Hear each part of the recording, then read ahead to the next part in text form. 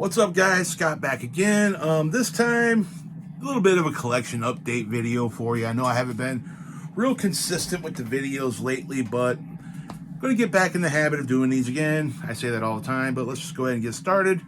All black metal this time. We got 12 CDs here picked out for you.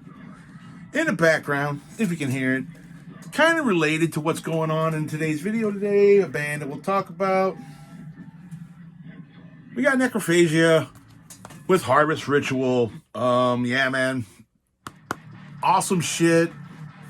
Check out Necrophagia if you haven't. I don't know anyone who hasn't, but yeah. So yeah, man, I got a stack of 12 here, black metal picks. Stuff I've been acquired all across the span of the year. Not the best of by any means. Is all older shit, but I'm just gonna go ahead and stop rambling. First thing I got to show is the remaster of the Witch Lymph CD by Old Nick. You guys know by now. This year I've been really getting into this band. Stupid packaging, man. The only reason I got this and the other one I'm going to talk about is because GSR ran like a Black Friday special, and there's a shirt on there that I wanted, and to justify the shipping and whatnot, I picked these up because they were like dirt cheap. But yeah, I've talked about this before. This is just a remaster version of it. It's got a stupid DVD case thing going on with this. Everything's in Japanese. But yeah, man. Speaking of Japanese, we'll get into that later on down the trail here in the video. The follow-up EP, Flying Ointment, same thing. Purchased, like I said, on the sale with the Black Friday with had the shirt I wanted. But yeah, man. Another one I've talked about, but we're going to get some stuff right now that I have never talked about. And two bands for the rest of the stack here, and we're just going to go ahead and start off with the first band, and I'll go ahead and show the stack of three here. Got the first three albums by the mighty Austrian black metal beast that is Abigor. I'm not going to try to pronounce the fucking titles of these records. They're all in some weird-ass form of Norwegian. But yeah, you guys should know this shit. Orkblut, I can pronounce that one. And yeah, Nacht Hymns from the Twilight Kingdom. This one is my favorite of the three, but they're all three good. This debut here, man, this really gives me like dark medieval times Satyricon vibes, but only a little bit better actually. But I mean, that may just be me, but yeah, man, these were all put out by World Terror Committee, so they kind of got like a thing that goes on here, where I guess you could form a picture with the spine if you get like the whole set. But I mean, I'm not missing I'm not gonna get the whole set, man. Just fuck it. But I mean, this is all fucking really great shit. This is kind of basic bitch, second tier, you should know black metal. But yeah, man, awesome stuff, man. Glad I picked these up. I got these relatively cheap. Hell's Headbangers had them. But yeah, man, Abigor, awesome shit. And now we're going to get on to basically the meat potatoes of this video, and that is I got 7 records here by a band that I never really thought I would get into, but I've seen other people talk about this band, and I've listened to some stuff and just didn't really get too interested in it. But I've come around to it, man. I fucking love this shit. One thing about this band and its discography is a lot of it's really fucking hard to get a hold of because it hasn't been repressed. And we're talking about Sigh. And Sigh, avant-garde black metal band from Japan. Everyone should kind of know. I mean, they're pretty, I wouldn't say they're mainstream, but they're known by a lot of people that dig on black metal. And I'm kind of late to the game on them. Matt at the Dark Path loves this band, and I watched his video, like a deep dive on them, and it kind of got me to go ahead and give a second glance or second listen to the band. And yeah, man, I'm glad I did.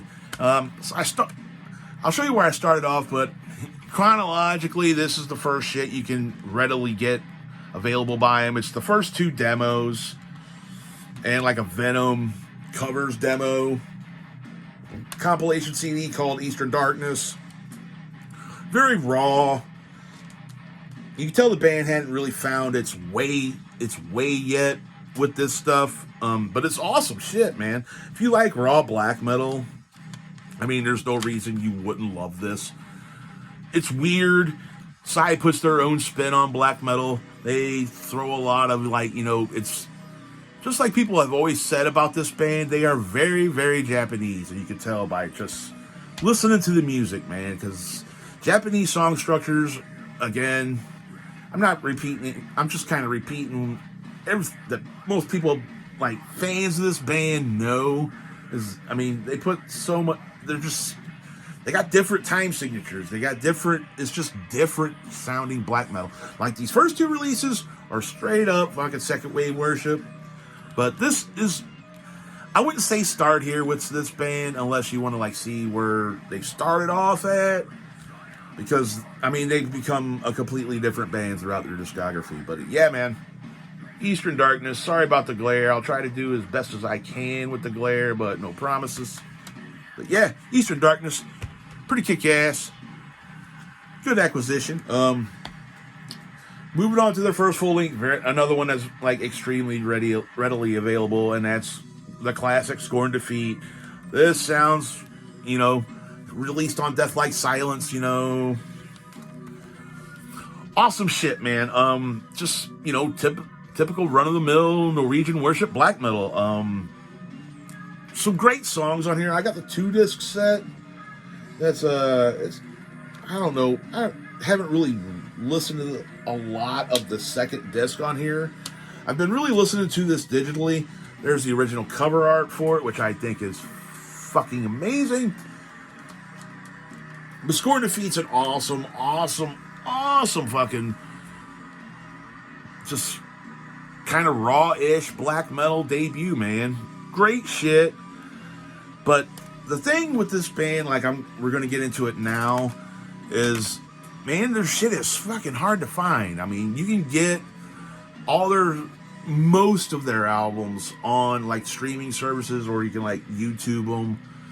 But, like, digitally is where you can mainly get this band's discography, but physically, a lot of it hasn't been repressed. So we're going to skip a bunch of albums here, but this is my starting point on this album, man. Imaginary Sonic'scape. Now, this one is kind of, you might have to do a little hunting to get you a copy of this, but it is out there.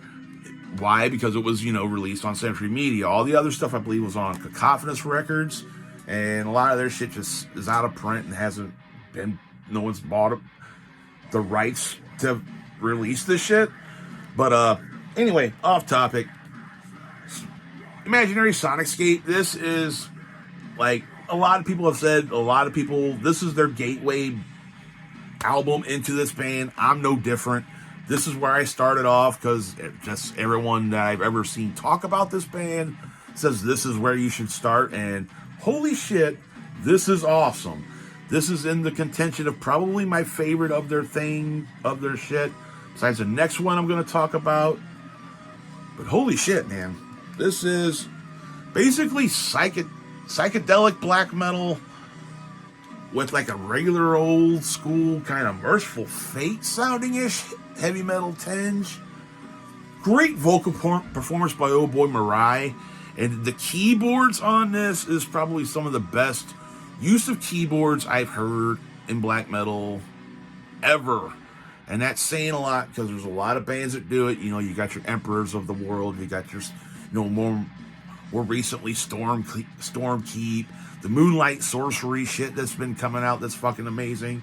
All keyboards are in these black metal projects, but for some reason, I think this is where it's kind of done the best, is on this album, because it just sets a different character and atmosphere to the songs that it stands alone, man. I mean, to pick my favorite songs off this is honestly to pick the fucking entire fucking album. But for me, the song to hear off here is Dreamsphere, Return to the Chaos. That shit fucking rips, man. This whole album rips. An amazing place to start off with. probably my favorite by Sigh so far. I know I just said that all before, but I can't stress enough how badass this shit is. But yeah, man. Sigh, Imaginary Sonicscape. This is a classic everyone should own, in my opinion. If you can't even... Because this band changes fucking gears a lot. But that's the album I think every person who's into fucking just really interesting black metal should own. Along with this album, Insomnophobia. Now, this one was hard to find, and I didn't pay an insane amount for it, but a lot more than I wanted to. I've seen this now go for fucking crazy money, though, but this, kind of like, I'm going to just repeat what Matt said, because I totally agree with it. This is probably the best symphonic black metal album ever fucking produced. This shit is amazing, but it also has got this whole, like, fever dream feel to it, man. It's like, if you put, like, some songs actually sound like the fucking weird-ass intro. I mean, this album art says it all of how weird this fucking band is. And, yeah, man. They put, like, a weird kind of, like, touch of, like, what would sound like an anime theme song into their black metal-ish sounding stuff. It's very proggy in ways.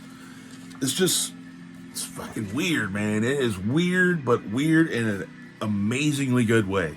Oh boy's fucking Marai's vocal performance is fucking awesome on this album. This one, I play more than this whole stack, actually. But if I want something that's like really riffy when I want to listen to this band, it's going to be that fucking Imaginary Sonicscape. But this is no slouch either. If I ever rank this band's shit, which I'll never be able to, so I'll never be able to acquire it all, because it's... Dude, Mariah, you need to fucking repress your shit, dude. You need to find some way to get those Cacophonous releases and get them out to people, because this band fucking rules, and this album's no exception. Another one that I can't recommend tracks off this either, because the whole album is good. And if I had to pick one, oh man, and it's really shitty font. I've got not the best lighting in here, but a lot of fucking good shit on this. This is like number 2 for me as far as this band is concerned. Could be number 1. Just, I don't know, man. Shit is great. But yeah. Insomnophobia. Awesome shit. Good luck finding that one. This is another one that's easily available. We got Graveward or Graveward, whichever you want to say, but the first 4 tracks on this is just fucking awesome. It's kind of a continuation of what was going on Insomnophobia, but a little different.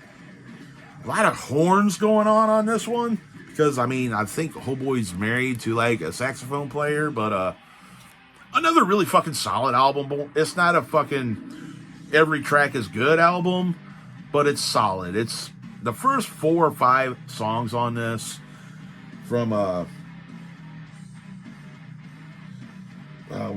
it's in some kind of weird ass Latin, but like Graveward, fucking The Tomb Filler, all the way down to like Forlorn.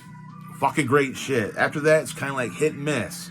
Good tracks here and a lot of fucking stupid shit there, but this band is just weird and off kilter, man. I mean, anyone who's ever listened to this shit should know what I'm saying.